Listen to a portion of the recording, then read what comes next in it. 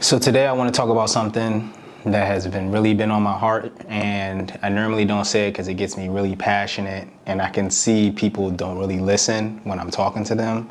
But today is going to be the day that I'm going to just talk about it, right? And I want to talk about specifically how our generation, I'm a millennial, we think we're healing when really we're just like politically correctly struggling. Like we're just doing struggle in a politically correct way.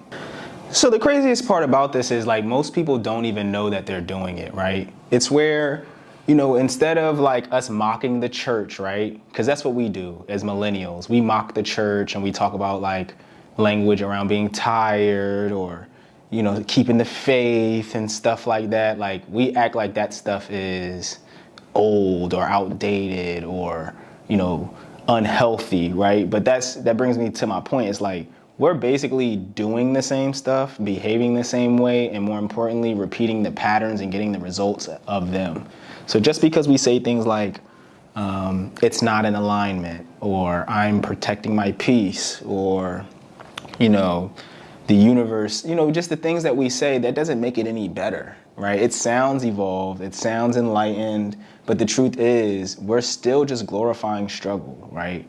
We're still taking the opportunities that would normally, like, our grandparents would say, like, oh, just pray on it. We're just saying, I affirm, right? Where they would say there's like a better world for us in heaven, or a better life for us in heaven. We just say, as long as the universe aligns it, right, I'll attract it and it will come to me.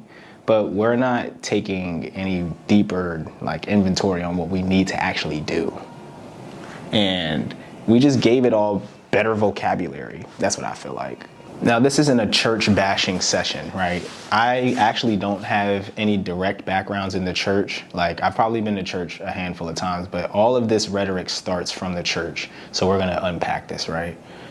When we were growing up, a lot of our parents, I'm going to speak explicitly on the ones that I knew and I grew up with, they were like surface level churchgoers, but their families, like their parents, our grandparents, they were devoted in the church.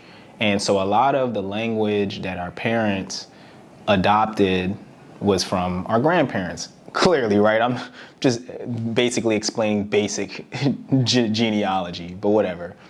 The point of why I'm mentioning this is that the church gave us this faith-based mindset that we used to use to push through struggle, right? Even though things was wrong and Ray was going to jail and Tanisha got problems at her house, we would either just insulate ourselves, avoid it, shame one another, all under the guise of being a good Christian, right? Being a righteous person, being a good person, being a devout Christian, and just being engaged in the church in the way that we were taught, right? From our parents, and our parents learned it from our grandparents, and our grandparents may have learned it from a slave master, someone who hated them, someone who was using the Christian doctrine to indoctrinate them with lies about themselves, about their people, about where they're from, about what they do. So that's why it's super important to start here and just paint the picture of like why our behavior still results in patterns of not being successful, not being healed, not being affirmed truly, not being, like whole, being human and whole. That's the point of what this Still Growing series is about, is so we can affirm wholeness and being human. So I'll leave y'all with this point on that matter, right? I'm not blaming the church. It's not Christianity's fault. It's how we were misinformed on how prayer and spirituality and all of the things that I guess, and even just education and government and politics and all the stuff that we would do at the church. So now today is just affirmation boards instead of churches, right? It's just, boundaries instead of doctrines. It's shadow work instead of sin, right? It's all the same stuff. It's just new language, and it's been popularized mainly from self-help books that people who couldn't make it in corporate America, right? You got your people who were in the majority of society, and they were depleted, shunned, or just critics of corporate America, the same place we weren't allowed to be in. So in order to create an industry for themselves in order to be able to still have the quality of life that the people that they wanted to work next to in the corporations, but just had a different culture or a different set of values. They created this self-help industry space for people who want to do motivational speaking, right? Who want to be writers, who want to create products and services. It was a form of entrepreneurship where people basically use therapy, therapized words, Eastern literature, alternative thought methods of the past, right? We have our dominant societal thought, but then there was obviously other smart people in the past who thought of stuff that was not dominant, right? It was the minority of thought.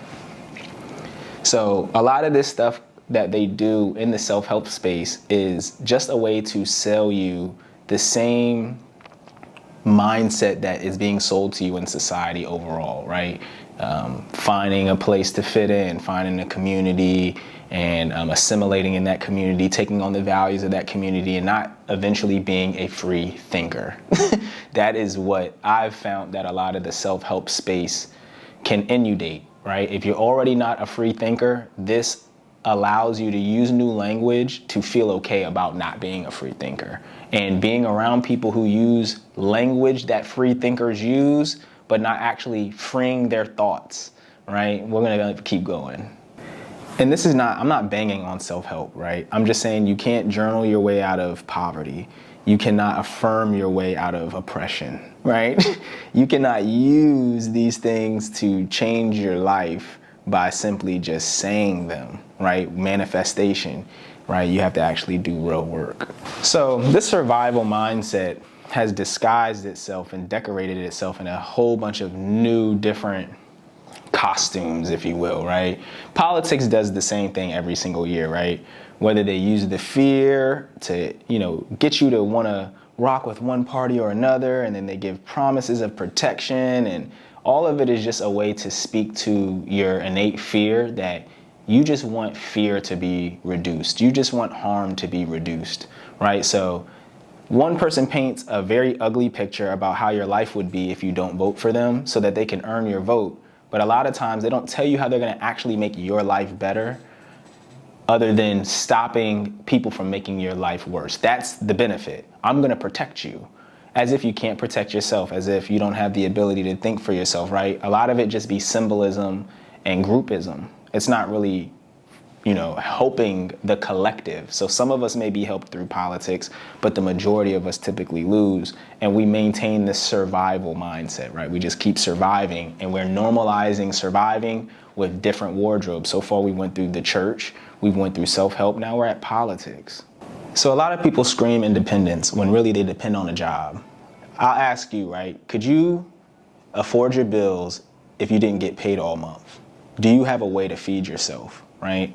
And so a lot of us normalize the defeatism, the submission, the complete disrespect to our own selves that we're willing to take to have a job. And then we use things like, well, I'm doing what I gotta do, or, I take care of myself, when really you don't. You're really taken care of, and you're being taken care of in a very poor manner. So a lot of times this survival thing likes to dress itself up as, I got my own stuff, I got my own job, don't nobody control me. When really, if you're not at work by 7 a.m. twice in a row, you won't have an apartment. It's an equation. You don't go to work, you don't get the check, you don't have nowhere to live, now you are desperate. So inevitably, if you don't go to work, you're desperate. It's just I'm just shortening the equation. All right, this one's gonna get a little touchy, right? So a lot of times single parenthood gets this superhero cape, right? This heroism that, if you can get raised by one person, it's the LeBron James effect, right? It's like, this kid living in poverty with his single parent, and they become this amazing person that saves the family and gives everybody jobs and goes to college and stuff. And it's like, that percentage, that small percentage of people who make that happen is what gets more of us willing to waste and ruin our lives trying to chase it. It's the perfect tool of capitalism. All of this stuff is rooted in capitalism. It's allowing us to disguise our true pain and our true degradation in these symbols, in these costumes, right? We're saying it's okay to feel this way because I'm getting this. I get acceptance at the church. I have affirmational words and beliefs that no one can pretty much refute in the self-help space. You also do it in the, politics. Oh, well, at least I didn't vote for Trump. And then these people over here, they're like, oh, well, at least, I'm doing this. Instead of this, it's all the same rhetoric. It's people finding a way to survive. And it also is in parenthood, where we make single parents heroes when really they're struggling. A lot of single parents are working 2 jobs. They don't have a personal life. They have distressful relationships interpersonally with their family. And there's a lot less, stability or future courage, right? People lose a lot of courage and a lot of trust in themselves doing this stuff for that long by themselves. And you start to tell that to people. A lot of people tell their children this hyper independent narrative because that's the only one that they know to be true. And now social media has become the new plantation, right? What do I mean by that? We all bring our trauma and our pain and our expertise and all of the lack and all of the shiny things that we have, and we come to the plantation of social media, right? It's not the church.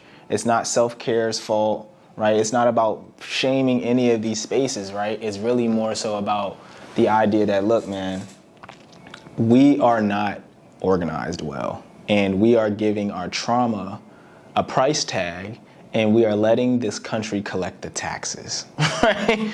The real problem is us not having a healthy relationship with ourselves that actually fosters us wanting to be better human beings, in life, right? So we've survived systems, we've mastered them, but we're not dismantling them, we're not building them, we're not really taking the true risk that's required because we're all deeply paralyzed by fear a lot of times.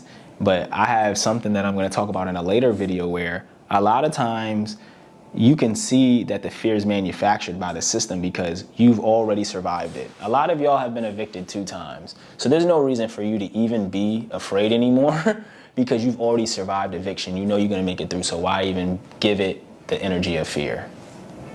So in a nutshell, right, we need to focus more on ownership. Like I told you, I can get a little passionate about these things. So let's move on to the next point, right, which is, right, self-care. Yes, you can reduce harm, right? Church reduces harm. Voting reduces harm. Getting an education reduces harm, right? We know that the system's trying to harm us, so we use these things to reduce the harm. But we don't solve the problem, right? Being super hardworking, be like the hyper independence, all these things that we do don't break the system, right? They allow us to survive it. I will give people their flowers, right? There are some interesting stories around just how we've been able to navigate this on our own. But if we really want to break this system or create a new one, that's what I'm into. I'm into creating systems. I'm not even going to waste my time trying to break a broken system, right? The system of today is based in a lie.